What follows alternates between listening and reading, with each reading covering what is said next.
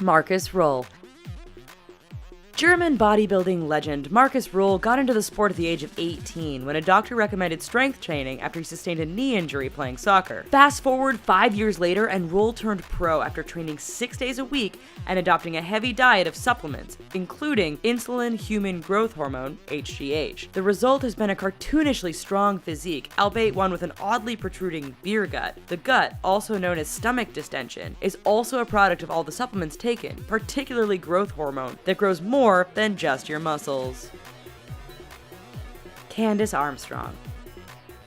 When we think of the many typically understood symptoms of steroid abuse, we may consider dramatic muscular enhancement and terrible acne, but gender transformation isn't often high on that list. But that's exactly what happened to London barmaid Candace Armstrong, a once slender blonde whose anabolic steroid consumption turned her into a hulking brunette. In addition to excessive body hair, the steroids actually caused her clitoris to swell to the point of becoming a micropenis. Oddly enough, she has embraced her new body, even doing occasional drag shows, and she has no plans to halt her steroid intake.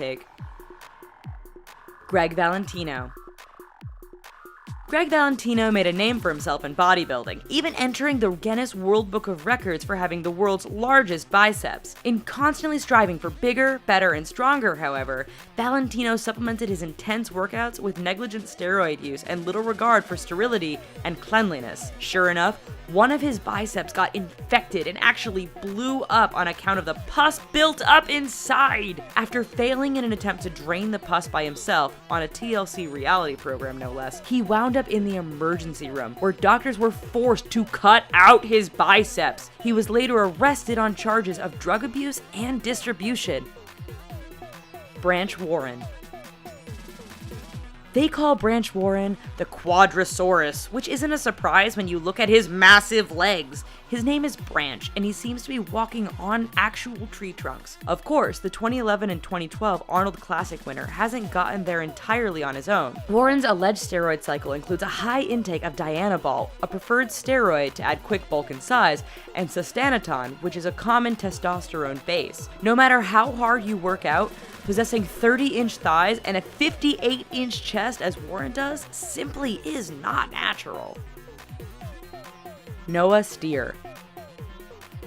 A bodybuilding environment brings a whole different kind of normal, but even among bodybuilders, Noah Steer is considered the biggest. Steer doesn't merely boast a frighteningly chiseled frame, but his rippling muscles lie across a 6-foot 6-inch body, making him stand out even at bodybuilding events and expos. Steer is known as Bigfoot on the circuit, both for his massive 350-pound body and an elusiveness that makes him a rare sight at bodybuilding events these days. Another clear indication of steroid use is Steer's head, which is comparatively small atop his broad-shouldered frame.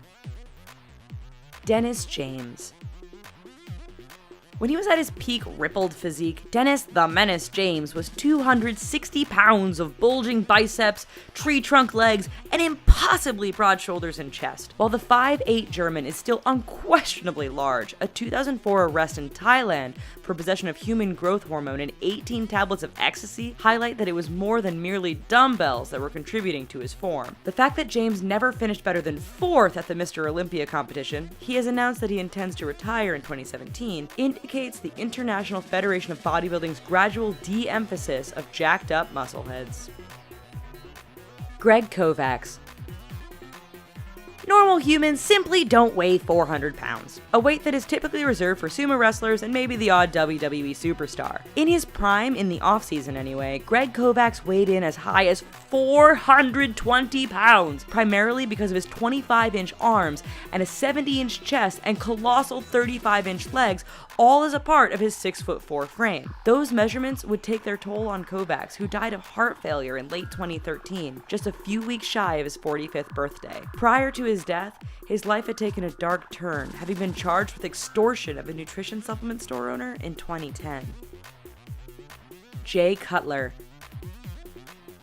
IFBB bodybuilder and 4-time Mr. Olympia Jay Cutler looks nothing like his NFL quarterback namesake. Only one Jay Cutler boasts a 58-inch chest, 22.5-inch arms, 19.5-inch neck, and an off-season weight of 310 pounds. The bodybuilding Cutler has faced years of suspension surrounding heavy steroid abuse based on a positive test for banned diuretics in the 2001 Mr. Olympia competition that was later overturned. His steroid cycle reportedly includes large quantities of HGH, Anadrol, and Decadurabolin, making his physique anything but natural.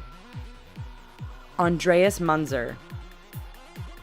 An avid Arnold Schwarzenegger fan, fellow Austrian Andreas Munzer opted to follow in his hero's footsteps and become a professional bodybuilder. Munzer came to be known for his extremely low percentage of body fat. In 1996, just months after meeting Schwarzenegger, Munzer was admitted to the hospital with internal bleeding in his stomach. When doctors decided to operate, his liver and kidneys failed, and he ultimately died of dystrophic multiple organ failure at the age of 31. An autopsy later revealed a tumor-filled liver, a fatal lack of subcutaneous fat, an enlarged heart, and traces of 20 different drugs in his system.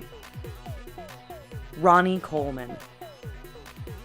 One common side effect of anabolic steroid abuse is a condition known as gynecomastia, wherein exogenous testosterone brought on by the drugs enter the body and convert into estrogen, leading to the development of breasts. This condition, which is commonly known as bitch tits, can befall men, as it did with decorated professional bodybuilding star and 8-time Mr. Olympia champion Ronnie Coleman. If you're going to refer to Coleman's bitch tits in the presence of this jacked 51-year-old, we recommend that you do so at your own peril.